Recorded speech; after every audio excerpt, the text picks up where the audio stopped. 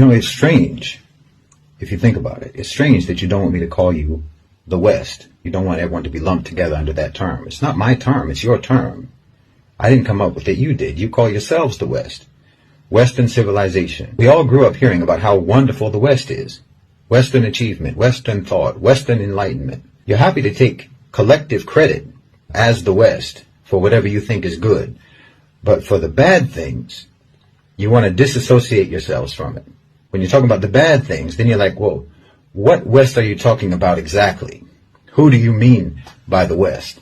The way you people tell the story, people like Douglas Murray or Jordan Peterson or Sam Harris or Richard Dawkins or Hitchens, Christopher Hitchens, all these types, you would think that every European on the continent participated in painting the Sistine Chapel. Everyone painting in shifts. All of you collectively invented penicillin, from the telephone to airplanes, from the cotton gin to the microchip. You all did that as one gigantic team effort. We, the West, abolished slavery. We, the West, gave women the right to vote. We, the West, developed modern technology. You like being called the West then, but just bring up just one, of your innumerable atrocities, and then everyone starts looking around. Who, me? You must have me mistaken for some other person, some other West. Shaggy. It wasn't me. My forefathers didn't own slaves. My forefathers didn't slaughter the Native Americans. My forefathers were just poor, innocent peasants. I have nothing to do with it. Innocent as can be. You want to take collective credit, but you want to individualize blame. But you'll say that Isaac Newton, for example, is a product of the West. Michelangelo is a product of the West. Mozart was a product of the West. Leonardo da Vinci, Thomas Edison, Steve Jobs, they're all products of the West. But somehow your villains are all bastards. Illegitimate children that you don't want to claim. No. Hitler was your child. King Leopold was your child. Harry Truman was your child. A man who killed more people in a matter of seconds than anyone in the history of the human race. And not to mention every American president after Truman. From the Korean War to Vietnam to the dirty wars in Central and South America to Panama, the first and second wars in Iraq, Somalia, Afghanistan, Libya, Syria, and before Truman. I don't think that the United States has had a single decade in its history when it wasn't slaughtering some people somewhere in the world. These are all products of Western civilization too. But anytime these crimes get brought up, you deny collective responsibility. I mean, if I try to list all of your crimes, I can't even remember them all. But if I try to list just the ones that I can remember, your battery will die before I can even properly get started. You not only don't condemn your terrorists, you not only don't try them for war crimes as they should be tried, you re-elect them into office. Not just elect them, re-elect them. And you deny any responsibility for their atrocities.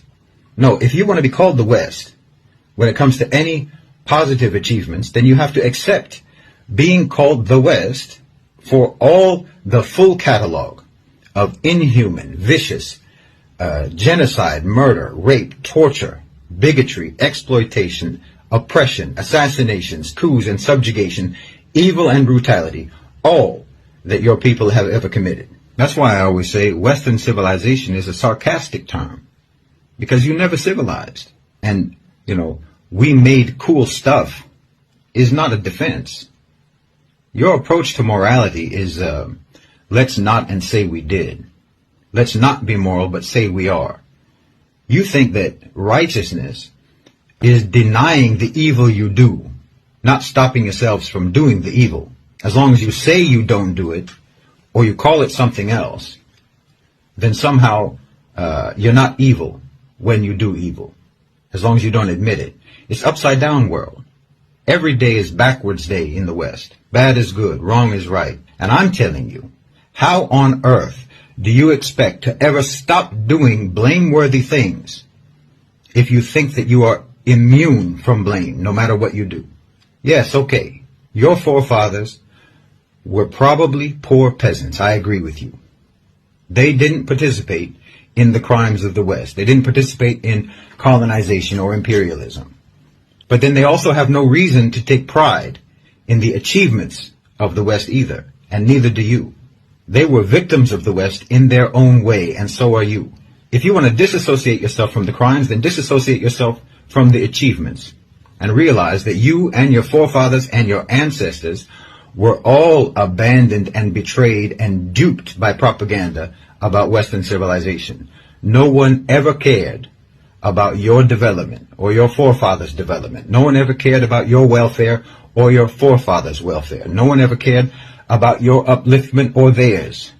No one ever cared about your life. Not yours, not your forefathers, not your ancestors. And the West doesn't care about you now. But here you are defending it. Like you have no self-esteem, like you have no pride.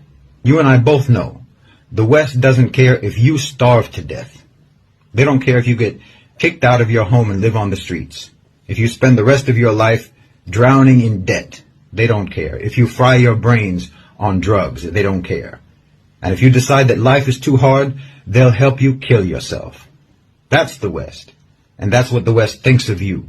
The West didn't raise you right because you don't matter to the West. They don't care if you have knowledge. They don't care if you have an education. They'll pass you on up to the next grade whether or not you can read or write because you don't matter. Every day of your life, your civilization all around you is shouting at you in a million different voices that you don't matter. You're just a replaceable cog in the machine. Everyone in the West is regarded as disposable by the West, and still you defend it as the pinnacle of human refinement. You need to break that spell because you're living in a trance of propaganda that's all designed to keep you oblivious to your own humiliation. But then you'll get mad at me for trying to tell you to break that spell, to break that trance. You'll get mad at me because I'm trying to tell you that you need to stop being humiliated. You need to stop aligning yourself with the ones who are humiliating you. You need to stop aligning yourself with the ones that were humiliating your forefathers and that are humiliating you now. And you're going to get mad at me. But you don't disassociate yourself. I'm supposed to disassociate you from them. But you're not. Why should I disassociate you from the West when you don't do it yourself? I'm trying to tell you that you need to break the trance. I'm trying to tell you that you need to break out of the propaganda. You need to break out of the indoctrination. You need to break out of the programming. But you're going to get mad at me for telling you that.